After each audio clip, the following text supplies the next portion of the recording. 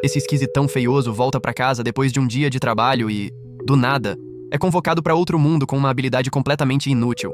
Só que, ao invés de se lamentar, o cara resolve aproveitar a vida ao máximo, começa a criar cada garota linda do reino e acaba montando um harém de gatas de tirar o fôlego.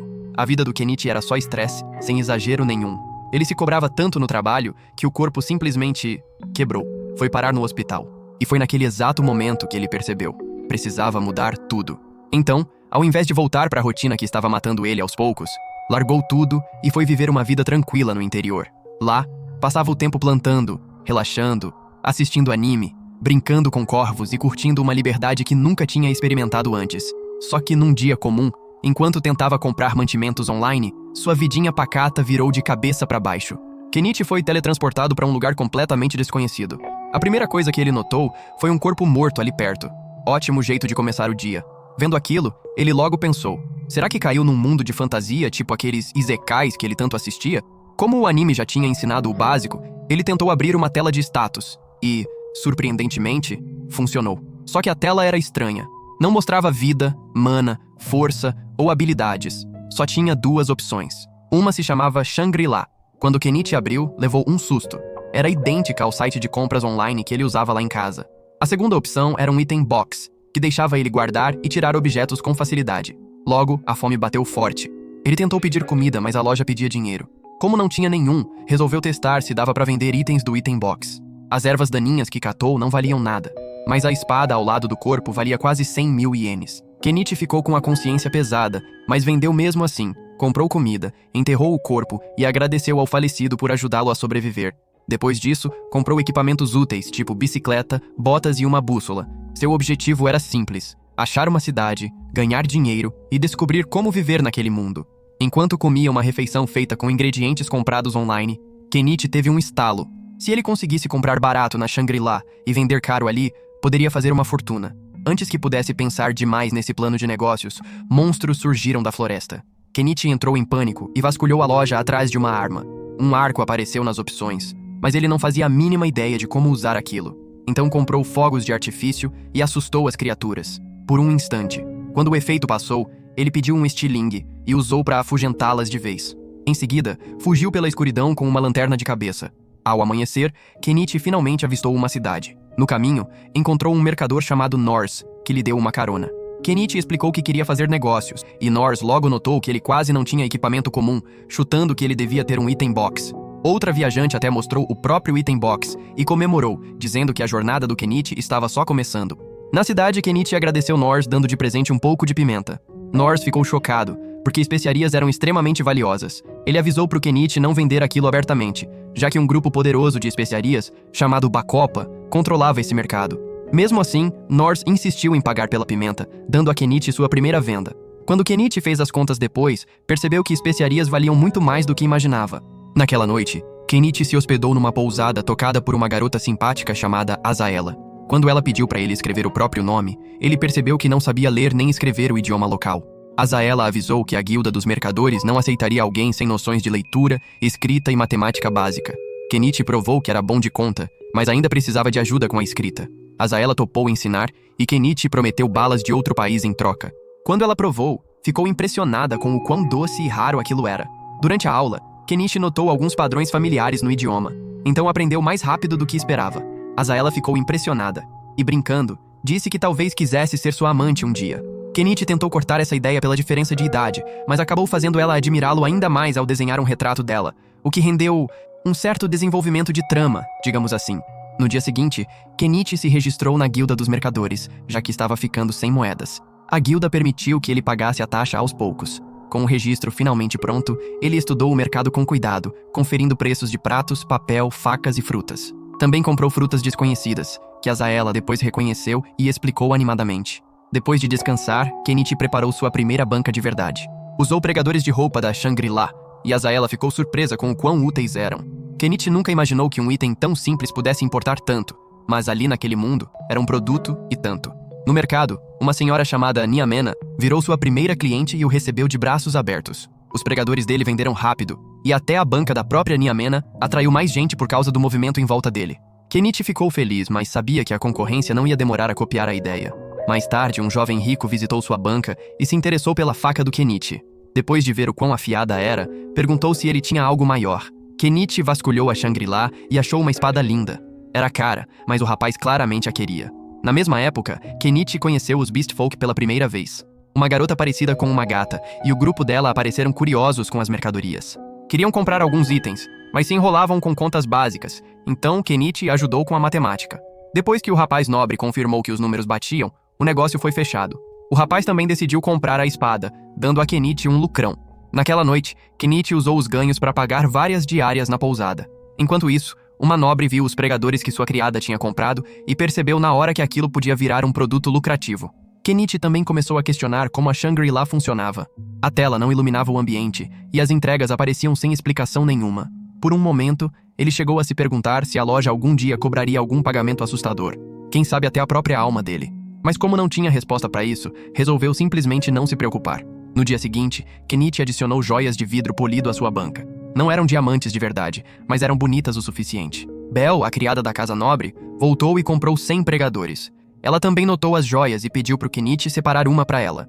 Mais tarde, os Beast Folk voltaram, mas dessa vez interessados em outra coisa. Mayare, a garota gata, sentiu o cheiro de especiaria em Kenichi e pediu animada para ele vender um pouco. Kenichi recusou por causa do perigo envolvendo a Bacopa. Os moradores locais o apoiaram, dizendo que era injusto pressionar um recém-chegado daquele jeito. Mesmo assim, Kenichi encontrou uma alternativa mais segura. Não podia vender especiaria, mas podia compartilhar uma refeição. Então convidou os Beast Folk para comer fora da cidade, longe de olhares curiosos. Naquela noite, Kenichi, Nyamena, Mayare e o resto cozinharam juntos perto da floresta. Os Beast Folk pescaram, Nyamena ajudou a preparar os vegetais e Kenichi temperou tudo com suas especiarias. A refeição os deixou maravilhados. Nunca tinham provado nada parecido. Quando pediram bebida alcoólica, Kenichi compartilhou uma cachaça barata e fez todo mundo prometer manter o jantar em segredo. A noite ficou relaxada e divertida, com comida, bebida, risadas e até um banho no rio. Só que, de manhã, Azaela estava furiosa porque Kenichi tinha passado a noite fora. E quando encontrou o pelo de gato na roupa dele, ficou ainda mais desconfiada. Mais tarde, Belle voltou acompanhada de Primura, a filha do dono da Mallow Trading Company. Primura examinou as joias de vidro do Kenichi e ficou chocada ao descobrir que não era um diamante de verdade. Também ficou impressionada com o item box dele e o convidou para conhecer o pai, Mallow. Kenichi hesitou, porque gente poderosa costuma trazer complicação, mas Nyamena garantiu que Mallow era respeitado e justo. Então, Kenichi aceitou. Durante a viagem de carruagem, Primura mostrou versões copiadas dos pregadores dele. A parte de madeira era fácil de imitar, mas a mola de metal era complicada demais para os artesãos deles reproduzirem. Na propriedade da Primura, Kenichi conheceu Mallow, um mercador calmo e habilidoso. Mallow admirou as mercadorias do Kenichi e revelou que também tinha um item box. Explicou que o próprio item box tinha ajudado a construir sua empresa de comércio e que Kenichi poderia fazer o mesmo, contanto que usasse direito. Mallow então ofereceu um acordo comercial. Ele queria que Kenichi virasse fornecedor oficial da empresa. Kenichi perguntou por que Mallow simplesmente não comprava os itens baratos dele para revender mais caro. Mallow disse que isso destruiria a confiança e prejudicaria uma futura parceria. Preferia um acordo honesto. Mallow ofereceu 50% do preço de varejo. Kenichi aceitou, porque até metade daquilo já significava um lucro enorme, graças a Shangri-La.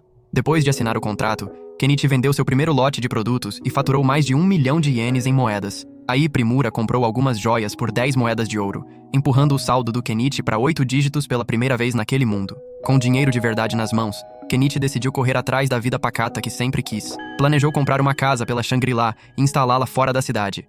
No dia seguinte, contou o plano para Azaela e foi até a floresta. Ela achou perigoso morar fora dos muros, mas Kenichi prometeu ficar perto o bastante da cidade. Depois de procurar, ele achou um lugar bom e começou a limpar o terreno. Comprou um roçador, mas logo percebeu que o combustível continuava caro, mesmo pela Shangri-La. Pagou assim mesmo e seguiu trabalhando. Depois comprou uma motosserra para derrubar as árvores. Depois de horas de esforço, conseguiu abrir bastante espaço. Quando tentou guardar as toras no item box, elas eram compridas demais. Então teve que cortá-las em pedaços menores até caberem. Ao entardecer, a maioria das árvores já tinha caído, mas os tocos continuavam ali. Cansado depois de um dia longo, Kenichi decidiu parar e continuar depois. Kenichi volta ao terreno na floresta, pronto para arrancar os tocos que sobraram.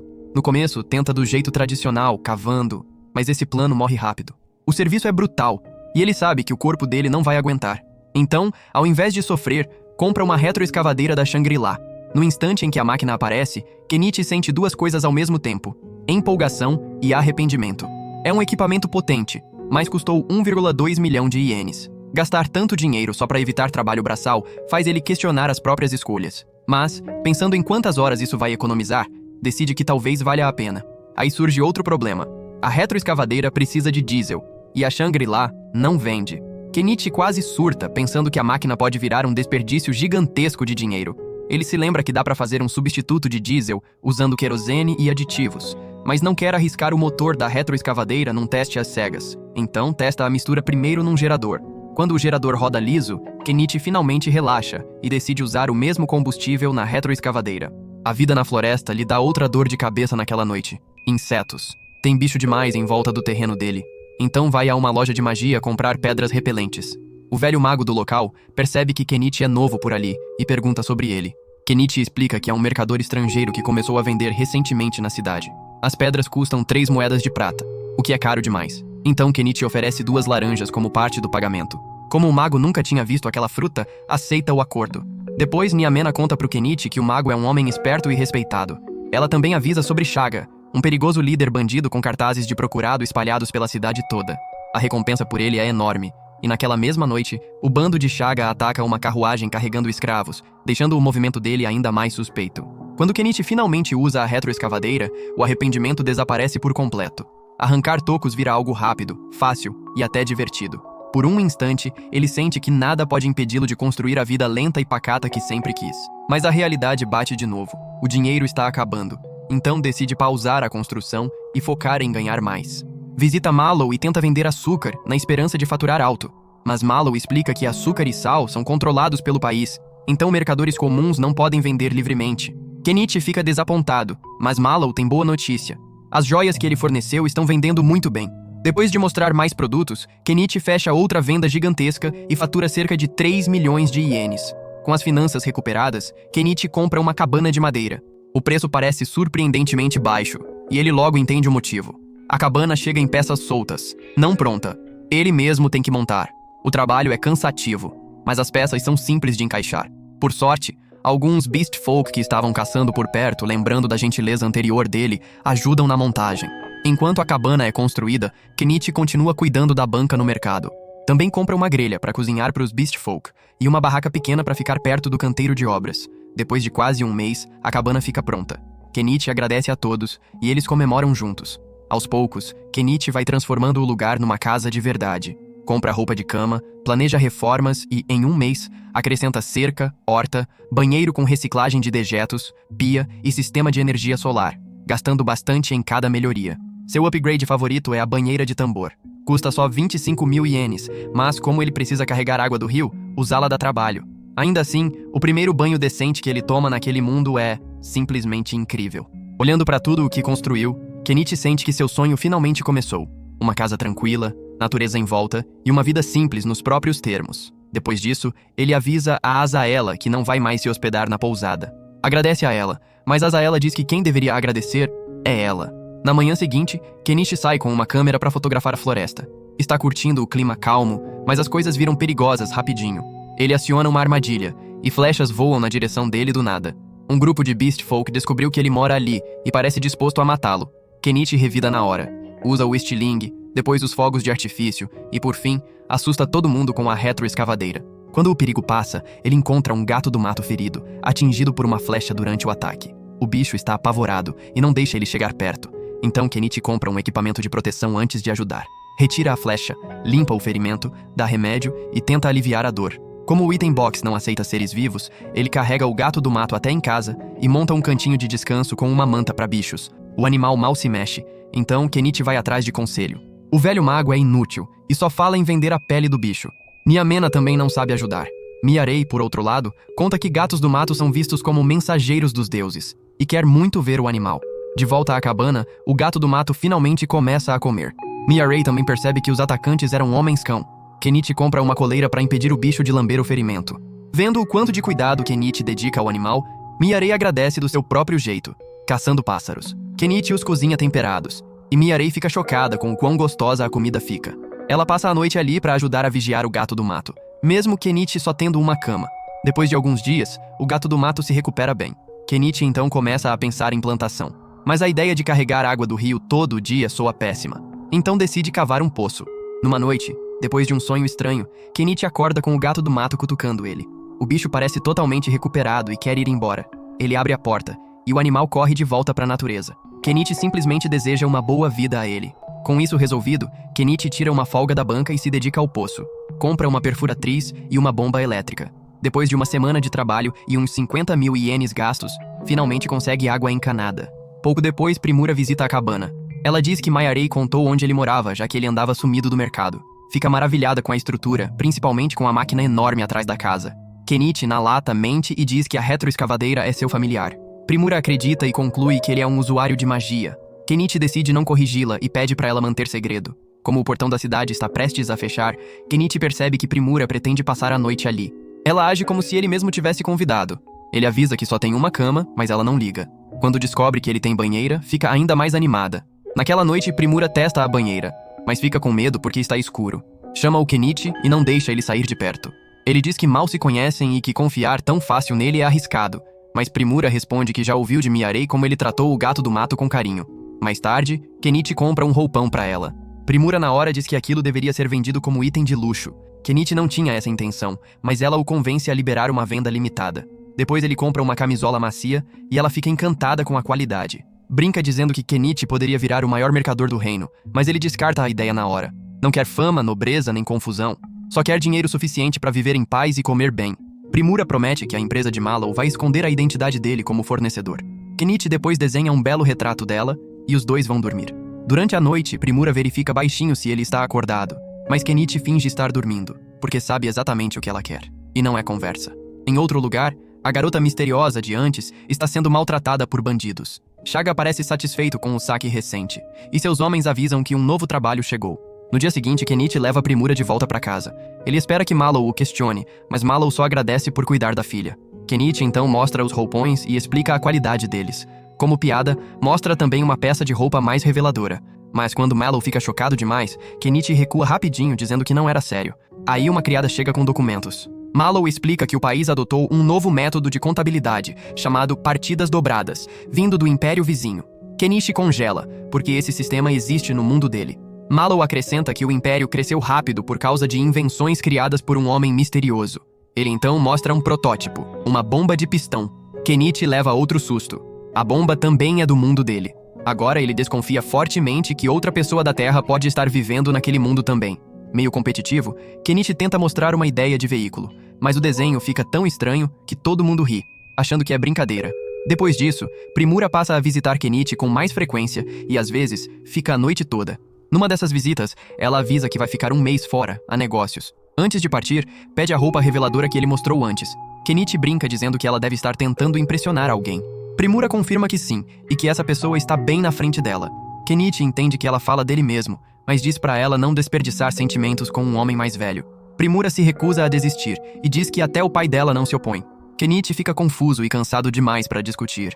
Naquela noite, ela pede para dormir ao lado dele, e ele acaba concordando, relutante.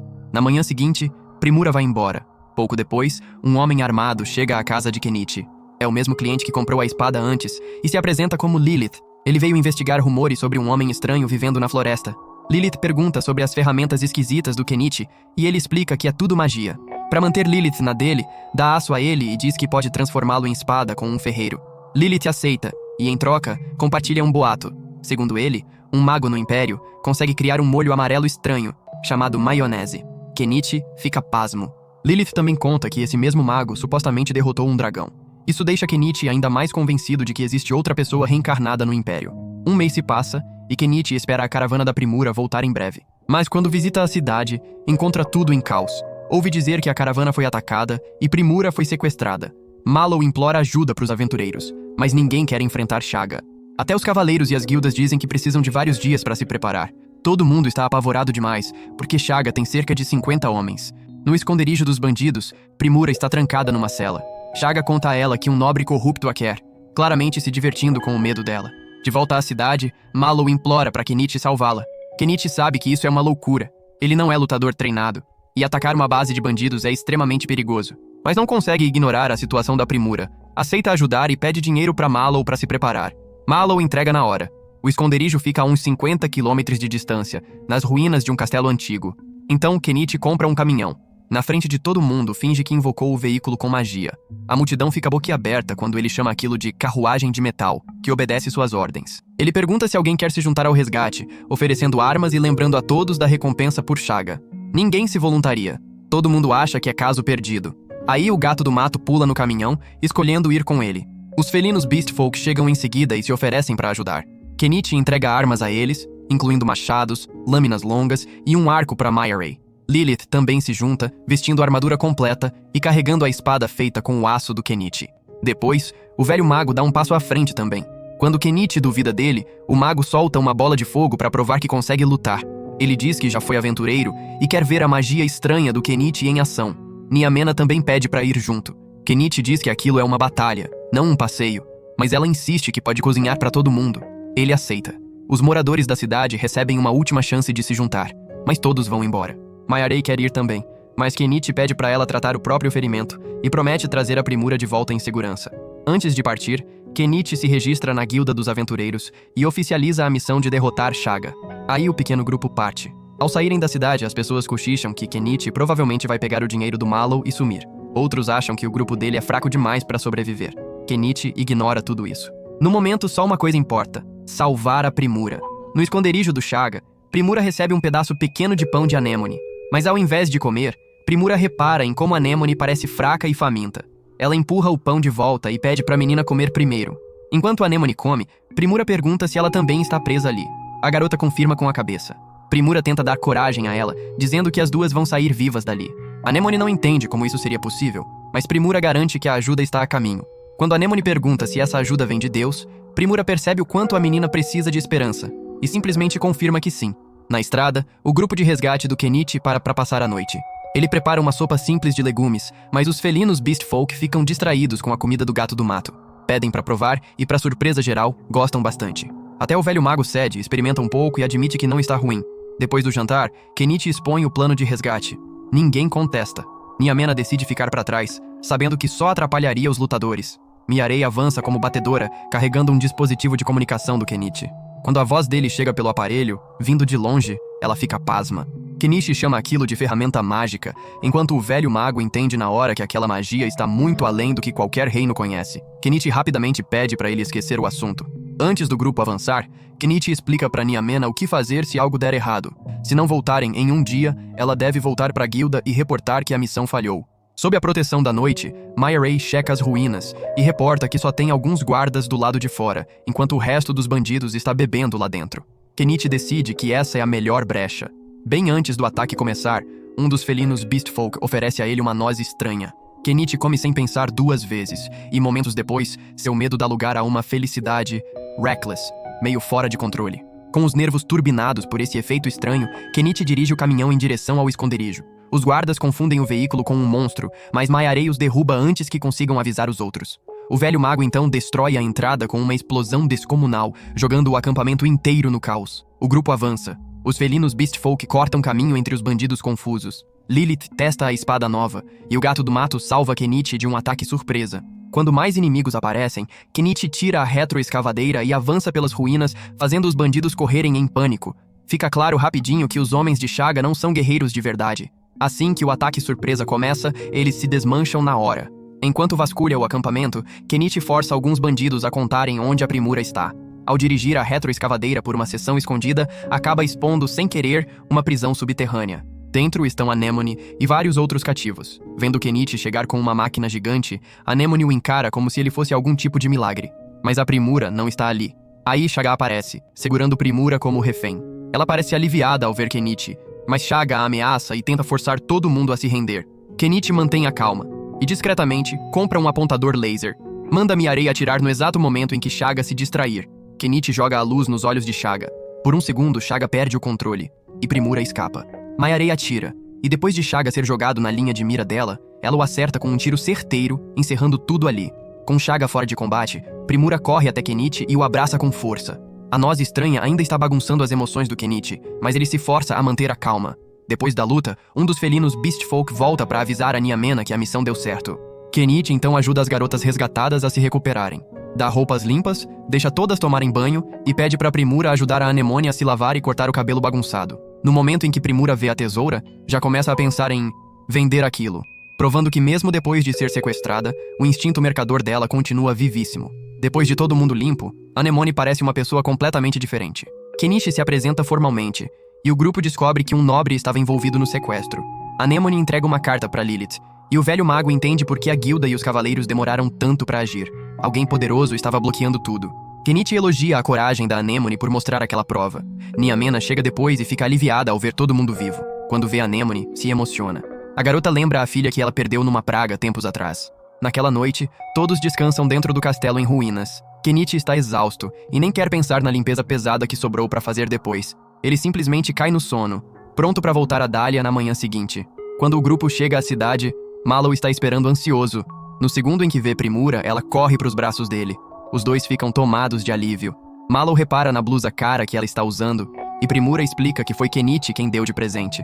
Mesmo depois de sobreviver a um sequestro, pai e filha ainda conseguem comentar o quanto aquela roupa poderia ser lucrativa. Kenichi já está acostumado com essa mentalidade comercial dos dois. Mallow agradece a Kenichi por salvar a Primura e pergunta se a prova para recompensa está guardada em segurança. Kenichi confirma.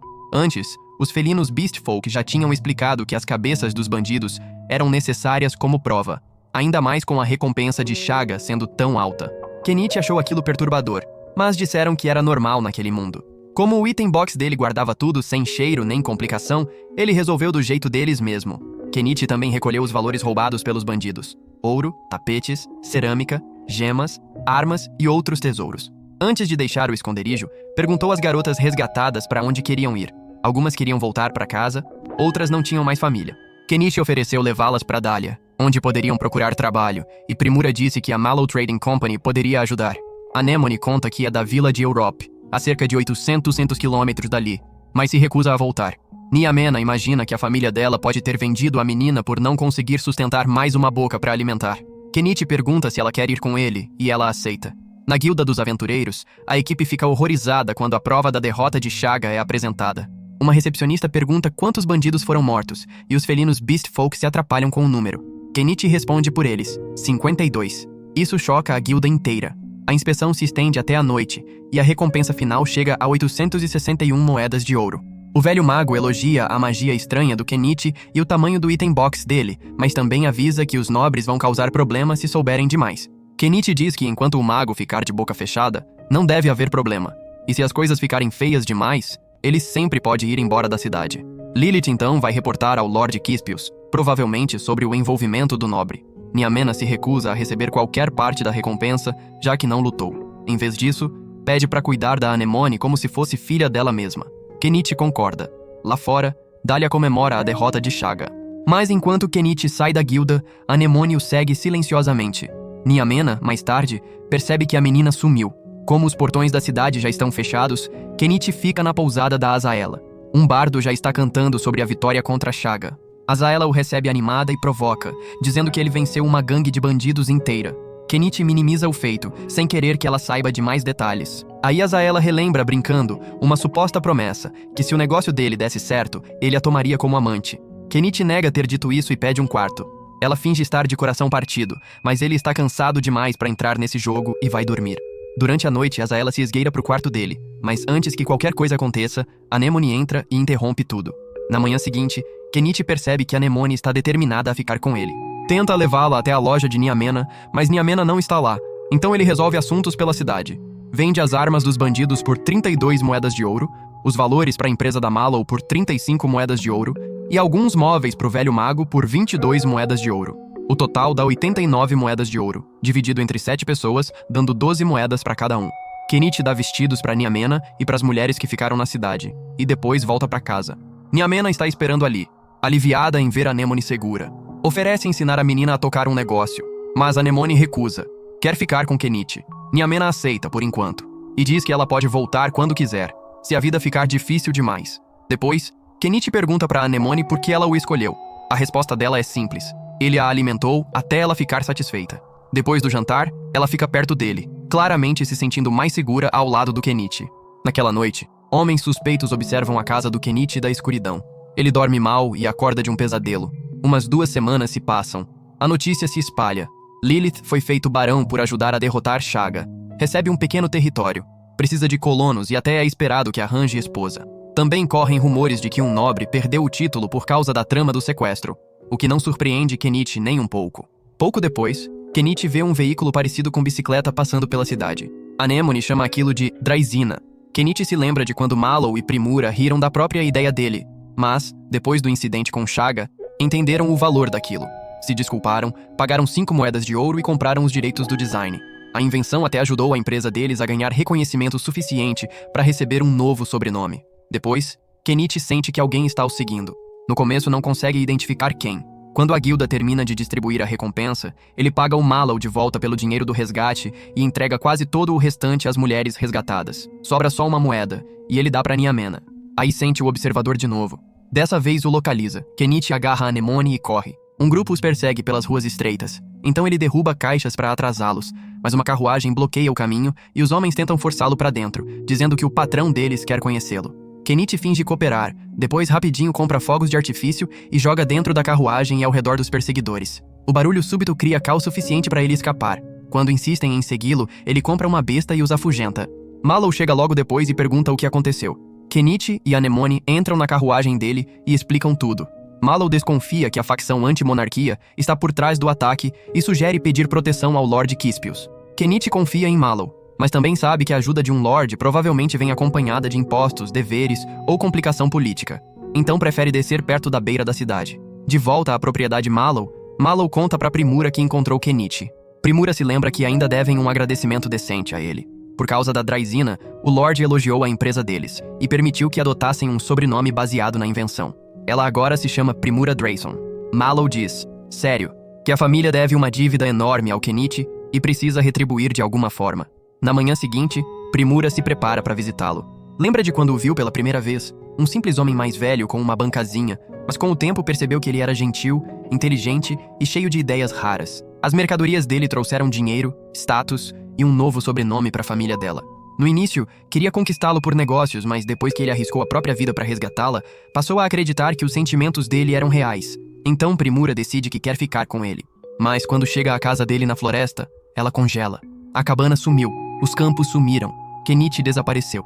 Depois de deixar Dahlia para trás, Kenichi anda pela estrada na moto off-road, sem destino definido.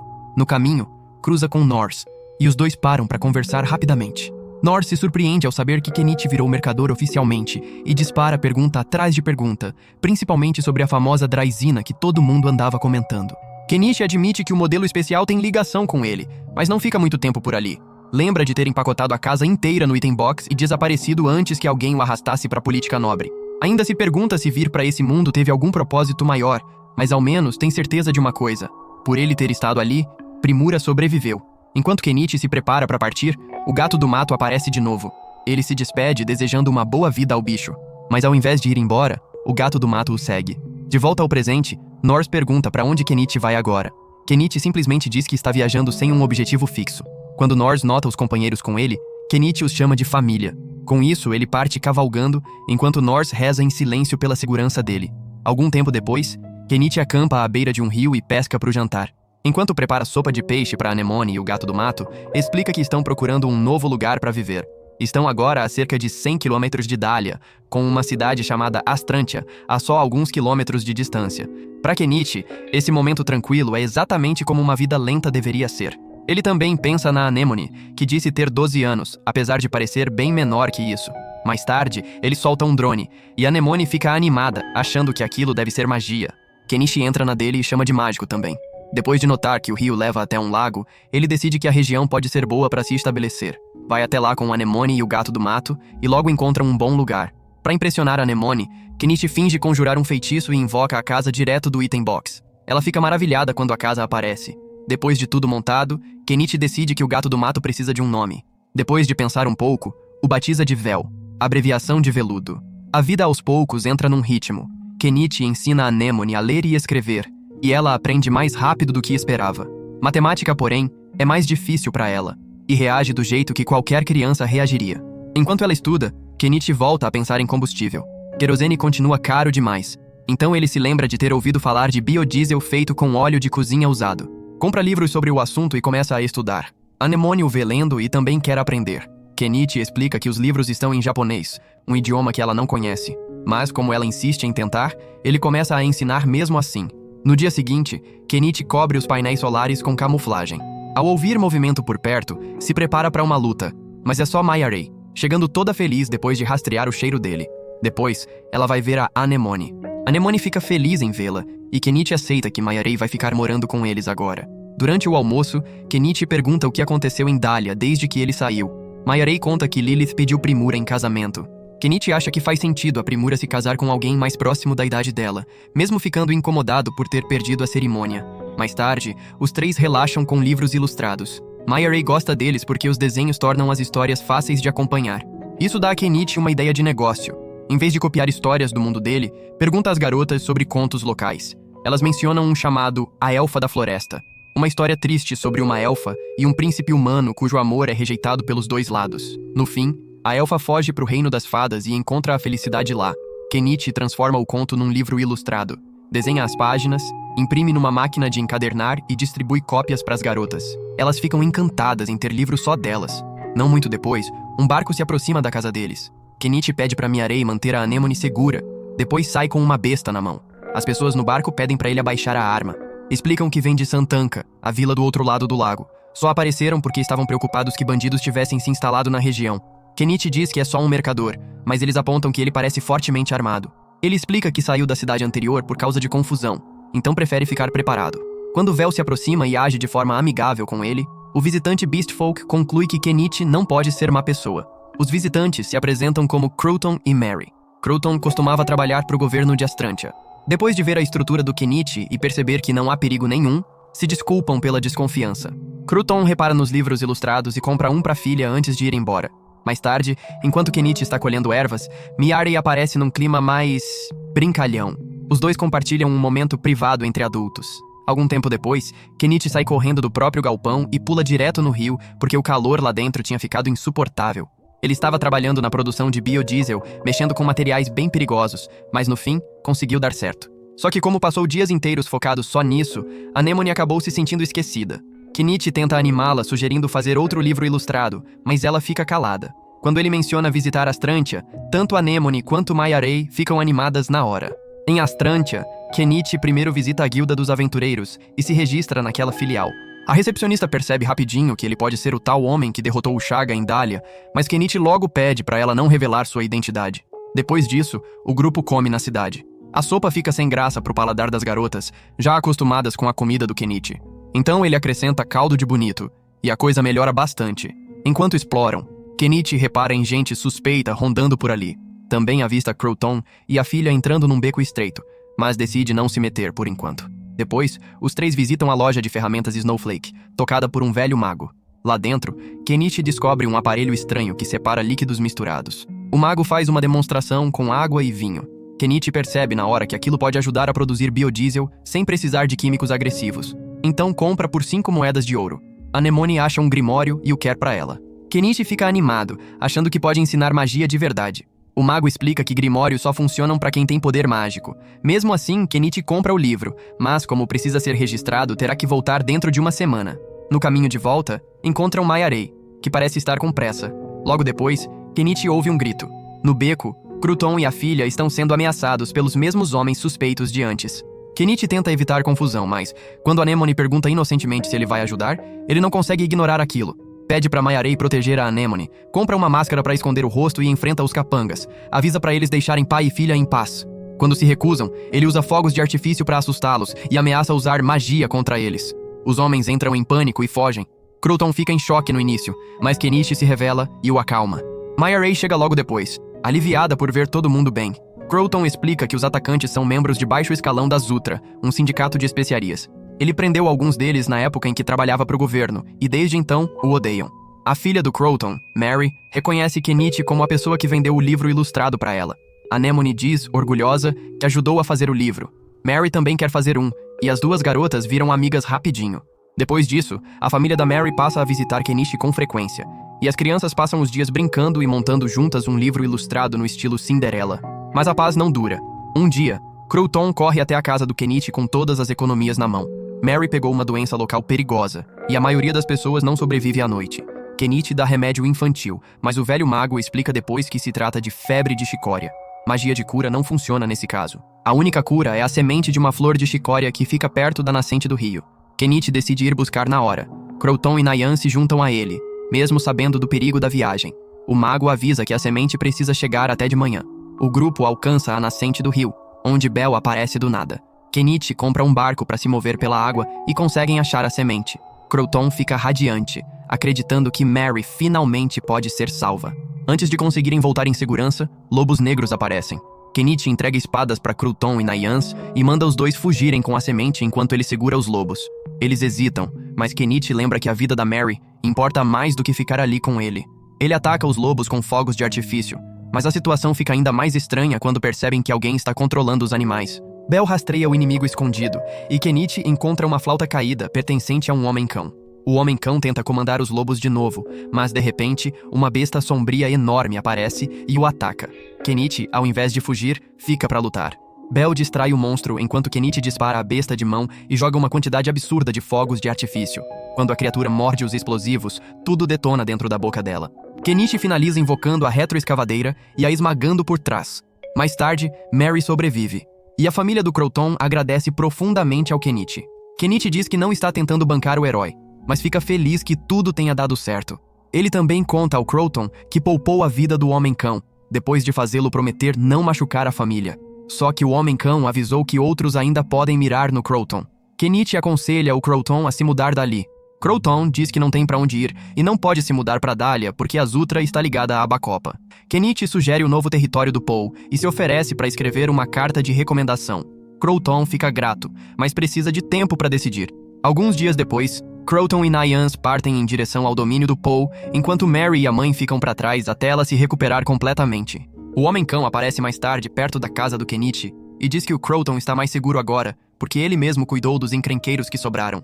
Mayarei não confia nele, mas o Homem-Cão insiste que cumpre promessas antes de deixar a cidade de vez. Kenichi depois leva o corpo da besta gigante para o açougueiro da guilda. O açougueiro fica pasmo ao saber que ele derrubou um urso de presas, mas Kenichi chama aquilo de sorte. Pede a carne e a pedra mágica para si e vende o resto dos materiais. Naquela noite, Kenichi volta à loja do velho mago e finalmente recebe o grimório já registrado. O mago explica que a pedra mágica na capa é necessária para ativar o feitiço. Kenichi espera que o livro valha o dinheiro gasto. No caminho de casa, alguém agarra a manga dele de repente. É a Primura. Ela o abraça com força e o repreende por ter sumido. Kenichi explica que ir embora era a escolha mais segura, já que os nobres poderiam causar problema para a empresa dela se o capturassem. Primura recusa essa desculpa e o leva para o hotel dela para conversarem em particular. Lá, conta como a Draisina ajudou a família dela a conquistar o novo sobrenome e o quanto ele fez por eles. Kenichi tenta minimizar, mas ela lembra que ele também salvou a vida dela. Quando ele menciona ter ouvido que ela talvez casasse com o Paul, ela ri e diz que recusou o pedido. Primura explica então que o encontrou checando registros de guilda até o nome dele aparecer em Astrantia. Naquela noite, Primura deixa claro que quer ficar com ele e Kenichi finalmente aceita os sentimentos dela. No dia seguinte, Kenichi volta para casa com a Primura. Miarei e Anemone ficam chocadas, principalmente ao descobrirem que ela é filha do Mallow. Anemone fica com ciúmes e se preocupa que a casa esteja ficando cheia demais. Mayarei também disputa a atenção do Kenichi, enquanto Primura repara na Belle e reclama que até o gato do mato conseguiu vir junto. E ela não. Kenichi tenta acalmar todo mundo e pede para elas se entenderem. A hora do banho vira uma complicação, já que a casa cresceu, então ele compra uma banheira extra. Depois, Kenichi testa o feitiço de bola de fogo do Grimório, mas não acontece nada com ele. Aí Anemone lê o feitiço em voz alta, meio de brincadeira, e uma bola de fogo explode dentro de casa. Kenichi corre para comprar um extintor e apaga o incêndio. Anemone pede desculpas, mas Kenichi fica mais maravilhado do que bravo. Ela consegue usar magia. Só que, infelizmente, ela desmaia logo depois, esgotada pelo esforço. De manhã, a febre já passou, e Kenichi dá pêssego em calda para ela, que todo mundo elogia como se fosse uma sobremesa de luxo. Assim que Mary também se recupera, Kenichi convida ela e a mãe para um churrasco. Cozinham carne de urso de presas, mas Mary acha muito dura. Kenichi resolve amaciando a carne com molho de soja e temperos, e o segundo lote fica bem melhor. Ele também transforma as sobras num ensopado encorpado que impressiona todo mundo. Anemone e Mary terminam o livro ilustrado, e Primura já enxerga potencial comercial na hora. Decide começar a vender livros ilustrados, ensopado de urso e mais um prato em Astrantia. A mãe da Mary, que tem experiência como garçonete, se oferece para ajudar a Primura nas vendas, como forma de retribuir tudo o que o Kenichi fez pela família. No dia seguinte, Kenichi leva a Primura à cidade e compra para ela um carrinho de trabalho para o negócio. O ensopado vende rápido, e os clientes elogiam dizendo que até Nobre gostaria daquilo. Mas então um grupo de homens brutos aparece e tenta arruinar a banca, alegando que tem um inseto na comida. Uma mulher Beast Folk intervém e os desmascara, dizendo que viu com os próprios olhos eles plantarem o bicho ali. Aponta que provavelmente ainda tem a prova no bolso. Os homens percebem que foram pegos e vão embora. Primura contrata a mulher Beast Folk como guarda-costas. Kenichi agradece, e ela diz com naturalidade que o trabalho foi fácil. Só precisou encarar os encrenqueiros. Ela se apresenta como Niamena, e Kenichi se apresenta em resposta. Kenichi volta para casa com a Niamena, a guarda-costas recém-contratada da Primura. Miarei e Anemone o recebem calorosamente, mas as duas ficam imediatamente curiosas com a mulher desconhecida ao lado dele. Kenichi logo explica que a Niamena não é mais uma complicação romântica. Ela só está ali porque a Primura a convidou para o jantar. Na entrada, Bel aparece e Niamena congela de susto. Ver um gato do mato vivendo tranquilamente pela casa deixa bem claro que o lar do Kenichi está longe do normal. O jantar começa, e Niamena fica fisgada na hora. A comida é sensacional para ela, e quando Kenichi lhe dá um vinho barato de mercado, ela age como se tivesse entrado no paraíso. Comida boa, companhia calorosa e álcool são o suficiente para fazê-la se perguntar se não seria perfeito morar ali para sempre. Depois, Kenichi oferece um banho a ela. Niamena se surpreende que a casa até tenha banheira, e Anemone se oferece para esquentar a água com magia. Kenichi fica preocupado com ela usando feitiços de fogo com tanta frequência, mas a Primura explica que praticar bastante ajuda usuários de magia a evoluir. No fim, todo mundo aproveita um banho longo e relaxa depois de um dia puxado. Mais tarde, Niamena repara nas camas e brinca dizendo que poderia ficar ali permanentemente. Miarei descarta a ideia na hora, dizendo que a casa já está cheia demais. No dia seguinte, Kenichi continua as aulas da Anemone. Niamena se surpreende ao ver a menina estudando com tanta seriedade, e Kenichi explica que ler, escrever e fazer contas podem dar a ela mais opções na vida. Niamena admite que nesse mundo, as mulheres costumam ter caminhos bem limitados e muitas lutam só para sobreviver.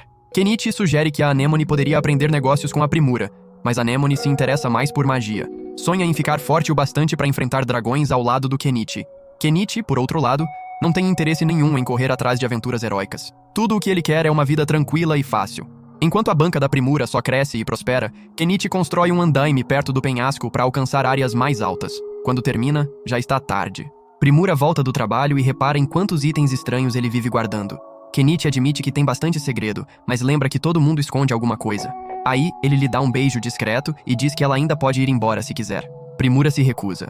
Niamena observa o momento romântico se divertindo com a cena. Kenichi provoca, perguntando por que alguém tão charmosa como ela não tem um homem. Ela responde, tranquila, que evita homens inúteis. No dia seguinte, Kenichi corta o mato ao redor do andaime enquanto a Primura tira uma folga do trabalho. Mary e a mãe também são convidadas para ir junto no passeio. Assim que todos sobem, se separam para explorar. Kenichi começa a perfurar o penhasco e encontra um minério estranho chamado runita. Um único pedaço vale mais de 200 mil ienes. Empolgado, continua minerando e junta cerca de 1 milhão de ienes em minério. Naquela noite, Kenichi prepara gyoza com a ajuda de todo mundo. O grupo se surpreende que até carne de urso possa ficar tão boa. Primura se interessa especialmente pelo molho amarelo, e Kenichi explica que é maionese. Niamena conta que a maionese ficou popular recentemente no Império, supostamente criada por um mago através de magia. Isso lembra Kenichi na hora do misterioso inventor ligado à contabilidade e às bombas de pistão. Primura pergunta se ele usou magia para fazer o gyoza, mas ele diz que é só uma receita. Quando explica que dá para fazer maionese com ovo, vinagre e óleo, Primura pede animada para ele lhe ensinar depois. Também quer vender gyoza na própria banca. Kenichi avisa que dá bastante trabalho para fazer, mas Primura simplesmente diz que pode contratar mais gente. Ele sorri, percebendo de novo que ela é uma mercadora nata. Ainda no clima de cozinhar, Kenichi prepara um bife em seguida. Niamena gosta tanto que fica emocionada. Quando sente o cheiro do vinho, implora por um pouco. Kenichi avisa que é forte, mas ela insiste. Em pouco tempo ela está completamente bêbada e agarrada nele. Miarei a arrasta para longe, mas Niamena garante que não tem intenção nenhuma de roubar o Kenichi. Só quer ficar porque a comida é incrível. Miarei se recusa a princípio, mas Kenichi lembra que a Primura ainda precisa de guarda-costas. Primura confia na Niamena, e já que fica óbvio que ela se importa mais com comida do que com romance, permitem que ela fique. Niamena se muda pro galpão e pergunta se precisa pagar aluguel. Kenichi diz que não. Ela brinca dizendo que talvez ele esteja tentando domesticá-la, mas Kenichi ri disso e diz que só quer que ela continue ajudando a Primura. Miarei chega antes que a provocação vá longe demais, e Kenichi fica se perguntando como a vida dele ficou tão complicada. Um mês se passa. A banca de comida da Primura virou um negócio de verdade chamado Corolla. Ela contratou funcionários, incluindo a Iris, que está treinando para virar chefe de uma futura filial. Kenichi também andou ocupado. Já minerou runita no valor de uns 15 milhões de ienes, enquanto Anemone colhe ervas no Planalto e Miarei e Niamena transformaram a região no território de caça delas. A Corolla logo aluga um armazém na cidade e começa a preparar comida por lá. O negócio fatura entre 150 mil e 200 mil ienes por dia, com lucro anual estimado bem acima do que Kenichi imaginava.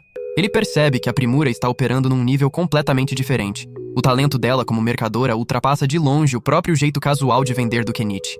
Naquela noite, Primura agradece a ele, dizendo que o sucesso dela começou com a comida dele.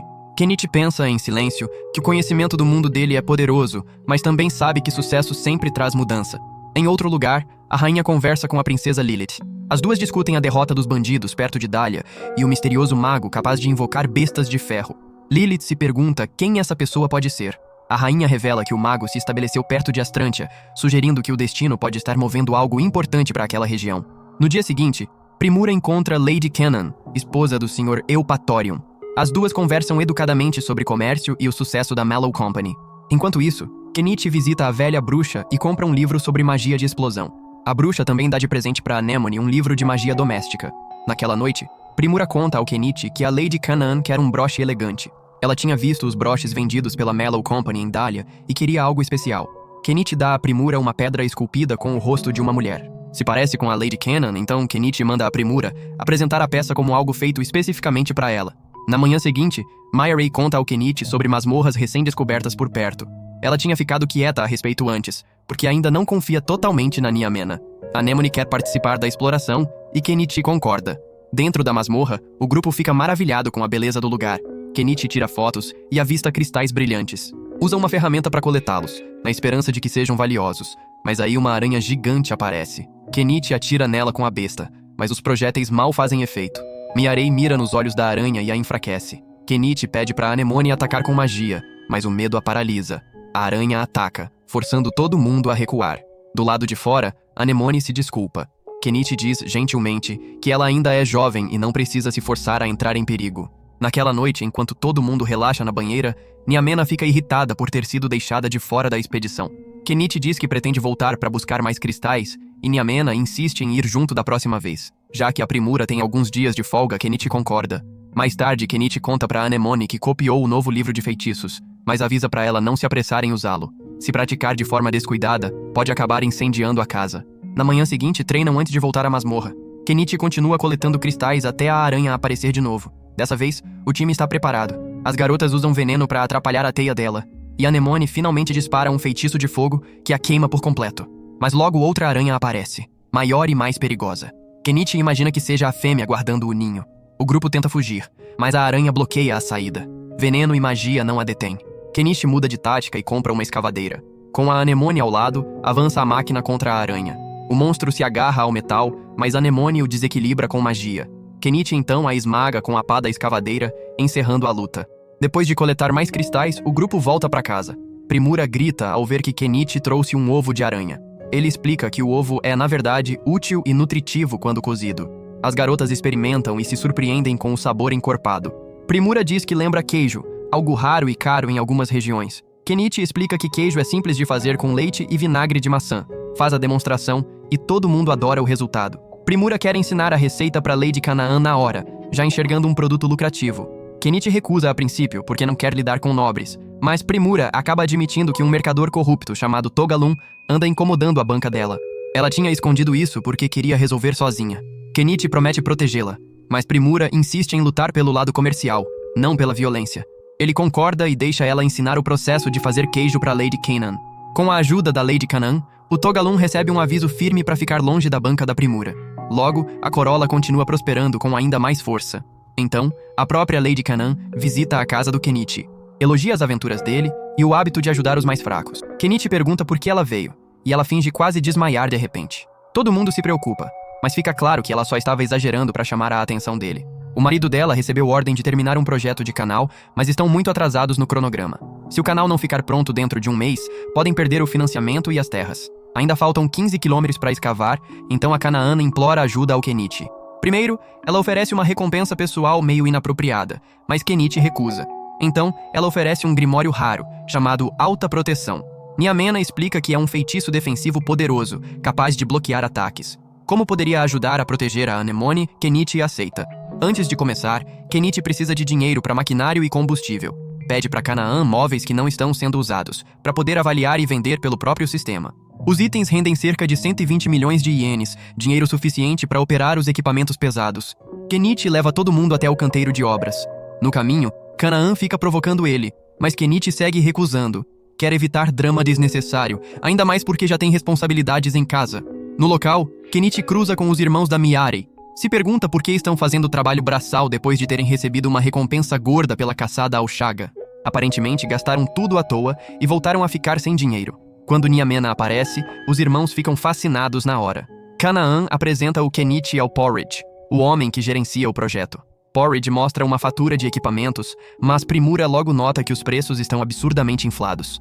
Porridge argumenta que só a empresa dele pode fornecer as ferramentas necessárias, incluindo 1000 machados. Primura se vira para o Kenichi e pergunta se ele pode fornecer. Kenichi, na hora, compra 1000 machados direto da própria loja. Primura precifica cada um por uma moeda de prata, bem mais barato que a oferta do Porridge.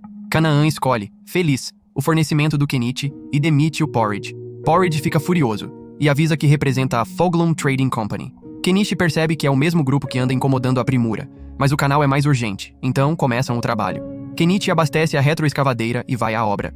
A máquina dele realiza em minutos o que normalmente levaria horas de trabalhadores. Depois de um dia longo, ele prepara uma refeição para o grupo e compartilha um pouco com a Lady Canaan. Ela fica maravilhada por ele conseguir fazer comida tão boa no meio de um canteiro de obras. Os trabalhadores por perto também estão famintos, já que a fonte usual de comida fica longe e é cara. Primura enxerga outra oportunidade. Pede permissão ao Kenichi para usar as receitas dele e vender refeições baratas para os operários. Ele concorda, e logo o canteiro de obras fica mais animado, com trabalhadores curtindo comida decente, ao invés de gastar dinheiro se deslocando até a cidade. Naquela noite, Kenichi monta uma banheira temporária para Lady Canaan. Ela fica impressionada, mas quando tenta puxá-lo para mais uma situação insinuante, ele recusa de novo. Canaan admite que respeita o quanto ele leva a sério cuidar da família. Kenichi sente pena da vida solitária dela como nobre, mas vai embora antes que as coisas fiquem complicadas. Na manhã seguinte, Canaan já está ajudando a distribuir comida para os trabalhadores. Porridge volta e reclama que os operários pararam de ir na taverna dele. Primura explica, calma, que é porque ela oferece preços justos e comida melhor. Se o negócio dele está afundando, o problema é ele cobrar caro demais. O trabalho segue tranquilo. Kenichi derruba árvores, guarda entulho e ajuda o canal a avançar rápido. Quando a água vira um problema, comprar pela Shangri-La sai caro demais. Os Beast Folk mencionam uma nascente próxima, que só eles conseguem alcançar com facilidade. Kenichi oferece bebida alcoólica em troca de idas buscar água, e eles aceitam animados. Naquela noite, Canaan fica bêbada e tenta se agarrar ao Kenichi de novo. Ao invés de ceder, ele aproveita o momento para fazê-la assinar uma promessa por escrito de não emboscá-lo mais. Mais tarde, quando volta para a casa principal, Anemone reclama que ele está com cheiro da Canaan. Por fim, a sessão do canal da propriedade Eupatorium fica pronta bem antes do prazo de um mês. Uma cerimônia formal acontece, com a família real presente. Kenichi tenta evitar os holofotes, mas Canaan o obriga a participar. Durante a cerimônia, Kenichi demonstra a magia que ajudou a terminar o canal, invocando a retroescavadeira.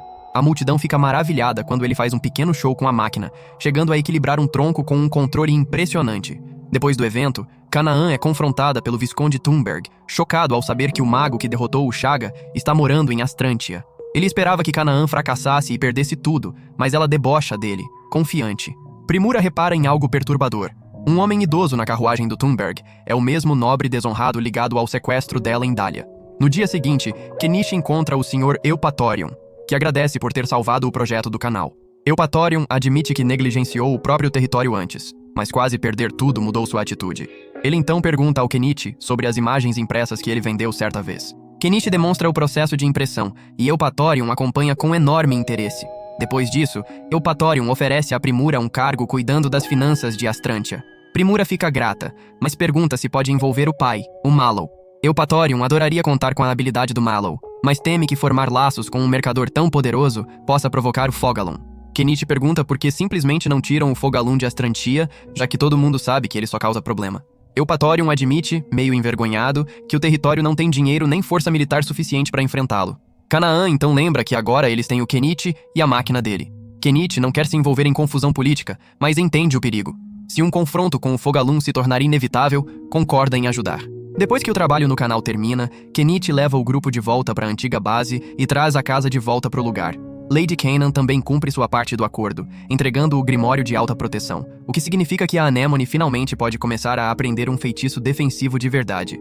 Naquela noite, todos tomam um banho tranquilo do lado de fora. Durante o banho, Nyamena comenta, meio de passagem, que o talento mágico da Anemone provavelmente veio da mãe dela.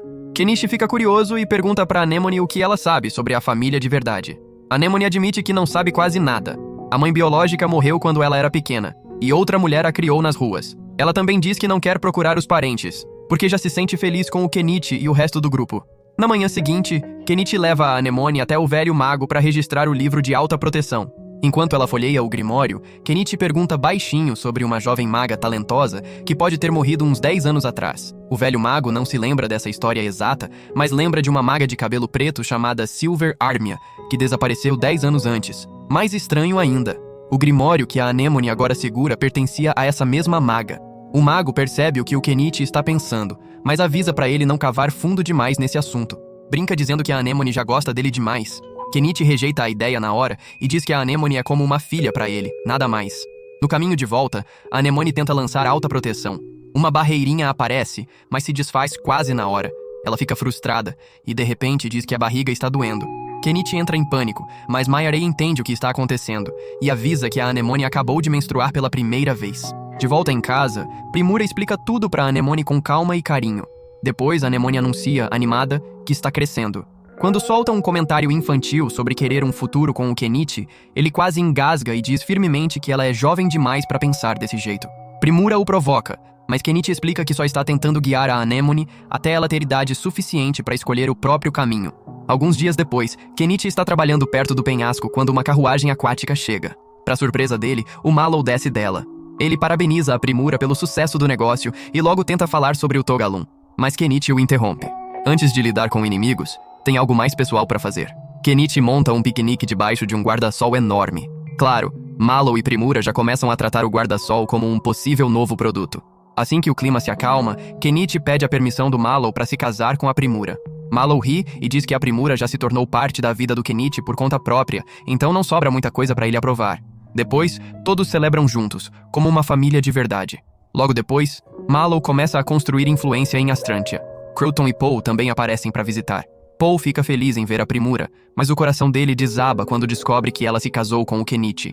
Ele aceita, admitindo que ela escolheu o homem mais forte. Com aliados agora reunidos, Kenichi decide que é hora de resolver o problema do Togalum. Ele entra no mercado onde a empresa do Togalum opera e pergunta se querem comprar algo valioso. Aí, sem aviso nenhum, puxa do item box o cadáver de uma aranha gigante. O mercado inteiro entra em pânico. Quando o mercador pergunta se o Kenichi está começando uma briga, Kenichi diz que sim, calmamente. Os homens do Togalum aparecem armados, chamando o Kenichi de mago que anda arruinando o negócio deles. Kenichi diz que está ali porque assediaram a esposa dele. O Togalum acha que Kenichi está sozinho, mas Paul, Croton e outros logo se juntam a ele. Bell também dá um passo à frente, e os felinos Beastfolk perdem toda a coragem assim que reconhecem o gato do mato sagrado. Se recusam a lutar e fogem, forçando o Togalum a recuar para a base dele. Lá dentro, mercenários caninos bloqueiam a passagem. Bell reage forte ao líder deles, e Kenichi percebe. É o mesmo homem-cão que a machucou antes. Paul enfrenta o líder enquanto Mayarei e Nyamena cobrem a luta com flechas. Kenichi se junta invocando uma mini escavadeira, derrubando a propriedade do Togalum e nocauteando inimigos com pedras e entulho. O Togalum tenta fugir, então Kenichi o segue para fora e traz uma escavadeira maior. Começa a destruir a loja do Togalum pedaço por pedaço, até o Mallow intervir, apontando que o prédio poderia servir de futura sede para a empresa deles. O Togalum ameaça processar, mas Kenichi vira a situação contra ele. Já que os homens do Togalum sacaram armas na frente do Visconde, aquilo pode ser tratado como um ataque à autoridade nobre. O Visconde entra na jogada e oferece ao Togalum uma única opção: deixar a cidade e abandonar a propriedade, ou enfrentar punição. Sem alternativa, o Togalum aceita. Antes de partir, o Togalum avisa o Mallow para pensar direito sobre por que a Primura foi sequestrada. Então um mensageiro chega da capital real com uma ordem do rei. Kenichi foi convocado. Esse aviso fica martelando na cabeça do Kenichi. Ele percebe que a Primura pode ter sido alvo justamente porque a Mallow Company se tornou valiosa demais depois de trabalhar com ele. O pensamento o deixa furioso, e ele decide, em silêncio, protegê-la custe o que custar. Naquela noite, Kenichi conta pra Primura e pro Mallow que vai parar de fornecer novos produtos por um tempo, para evitar chamar mais atenção. Primura se recusa a deixar ele se culpar. Diz que lucro sempre vem com risco, e que ela escolheu tanto o negócio quanto ele. Se a família real quer ele agora, ela vai ficar ao lado dele. No dia seguinte, Croton leva a família em direção ao novo território do Paul. Anemone se despede da Mary, claramente triste por se separar da primeira amiga próxima que teve. Kenichi então pergunta a Lady Canaan e ao Visconde o que aconteceria se ele ignorasse a convocação real e fugisse. A reação apavorada dos dois já dá a resposta. Seria tratado como rebelião, e eles também sofreriam por deixá-lo escapar. Sem opção de verdade, Kenichi parte para a capital, e as garotas se recusam a deixá-lo ir sem elas. A capital real é enorme e confusa, e Kenichi se perde rapidinho. Eventualmente, esbarra em guardas do castelo e mostra a carta do rei. Depois de uma longa espera, a princesa Lilith chega com os acompanhantes dela. Fica animadíssima ao conhecê-lo e chocada ao ver que ele chegou tão rápido. Quando perguntam como ele viajou tão depressa, Kenichi diz que veio numa besta mágica. Lilith exige ver a tal besta, então Kenichi invoca o carro. Ela fica maravilhada e pede uma volta na hora. Enquanto dirige, Kenichi brinca que ela deveria tomar cuidado ao entrar em veículos estranhos, porque alguém poderia sequestrá-la. Ao invés de ficar assustada, Lilith acha a ideia emocionante. Então, sabiamente, Kenichi a leva de volta pro portão antes que a confusão comece. Os acompanhantes a repreendem, mas Lilith ignora. Ela gosta da ousadia do Kenichi e diz que ele pode chamá-la pelo nome. Como recompensa, oferece a ele qualquer coisa razoável. Kenichi pede permissão para acampar no jardim do palácio. Lilith fica confusa, mas ele explica que a família dele inclui Beast Folk, e ele quer que todos fiquem juntos. Ela concorda. Como ele chegou cedo, pode ter que esperar até um mês pela audiência com o rei. Kenichi monta a casa no jardim, e Lilith entra correndo pra dentro, como uma criança animada. Gosta tanto que diz que quer morar ali. Os acompanhantes entram em pânico, mas Kenichi simplesmente a deixa se divertir e continua instalando tudo. Quando ele começa a montar um banheiro, Lilith sobe na retroescavadeira, querendo ver a máquina de perto. Depois que Kenichi termina, ajuda ela a descer. Um cavaleiro interpreta mal a cena e o ataca, por tratar a princesa com familiaridade demais. Kenichi bloqueia o golpe. Anemone revida com magia, e a criada real interrompe o feitiço antes que as coisas piorem. Lilith intervém e encerra a briga. Fica impressionada com a habilidade da Anemone, e pergunta o que mais ela sabe usar. Anemone diz, tímida, que também conhece magia de explosão, fazendo todo mundo perceber que o cavaleiro teve muita sorte de ela não ter usado essa primeiro. Naquela noite, Kenichi faz curry com arroz. Lilith nunca comeu nada parecido e adora na hora.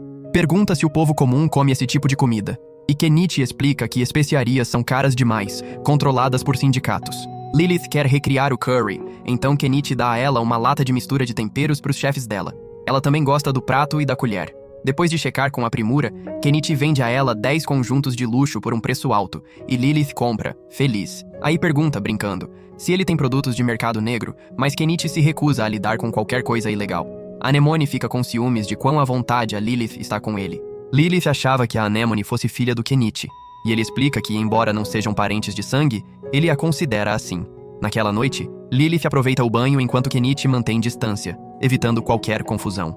Deixa a Primura e a Anemone ficarem dentro com ela, enquanto ele dorme do lado de fora, com a Mayare e a Nia Mena. Durante a noite, as duas mulheres Beast Folk sentem algo estranho por perto. Nos dias seguintes, Lilith continua fazendo pedidos esquisitos ao Kenichi. Primeiro, ele resolve um problema gigante de ratos debaixo do castelo, usando veneno. Depois, ela organiza um leilão para vender o cadáver da aranha do item box dele. Chega até a pedir para ele testar um falso sequestro, e Kenichi prova que conseguiria fugir com ela se realmente quisesse, escalando os muros do castelo. Mais tarde, os chefes da Lilith preparam um curry verde para ele.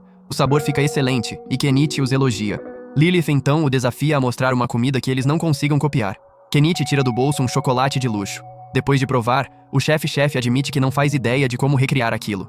Logo, os boatos de fantasmas no castelo ficam sérios. As criadas estão apavoradas, e Mayare e Niamena continuam sentindo presenças estranhas. Lilith explica que muita gente morreu protegendo a família real, então espíritos inquietos no castelo não seriam nenhuma surpresa. As criadas imploram ajuda ao Kenichi. Ele não tem experiência nenhuma com fantasmas, mas compra um pulverizador, enche de água benta e segue a Mayare e a Niamena pelo castelo. Onde quer que sintam algo, ele borrifa. A cada vez, a sensação arrepiante desaparece. O último lugar é o quarto da rainha. Belle fica focada num vaso e Kenichi percebe que o espírito pode estar preso ali. Como borrifar não resolve completamente, ele aconselha a Lilith a pedir para a rainha se livrar do vaso. Como agradecimento, Lilith dá permissão ao Kenichi para estudar os livros de magia da biblioteca real. Ele não pode tirá-los dali, então encontra uma brecha. traz uma copiadora e escaneia as páginas. Depois de horas de trabalho, ele e a Anemone copiam dezenas de livros sem tirar um único da prateleira. Uma criada confere as estantes depois e, não vendo nada faltando, deixa os dois irem embora. Mais tarde, Lilith chama o Kenichi em particular, junto com a criada dela, Melon. Ela tenta oferecer a Melon como recompensa pessoal, claramente testando o autocontrole dele. Kenichi admite que a Melon é atraente, mas diz que é casado com a Primura. Lilith provoca, perguntando o que mais ele pode estar escondendo no item box, e Kenichi acaba revelando algumas roupas mais ousadas da própria loja. A situação toda vira algo estranho e divertido, deixando a Lilith satisfeita por ter conseguido arrastar o Kenichi para mais um joguinho estranho da realeza. Kenichi finalmente consegue a chance de ficar diante do rei, mas o encontro está longe de ser uma audiência normal. O salão está lotado de nobres, e assim que o grupo dele entra, o clima esfria na hora. Muitos deles claramente não gostam nada de ver Beast Folk num espaço real. Antes mesmo do Kenichi entender direito o que está acontecendo, avisam que essa audiência também vai ser uma luta pública. A oponente dele é a Melissa, um gênio mágico em ascensão vindo da capital. Isso explica a multidão. Os nobres não vieram para recebê-lo, vieram assistir a um espetáculo. Melissa olha para o Kenichi e o subestima na hora. Esperava algum mago lendário de fronteira, não um homem mais velho viajando com a própria família. Ela então invoca um dragão menor. Kenichi responde tirando a escavadeira.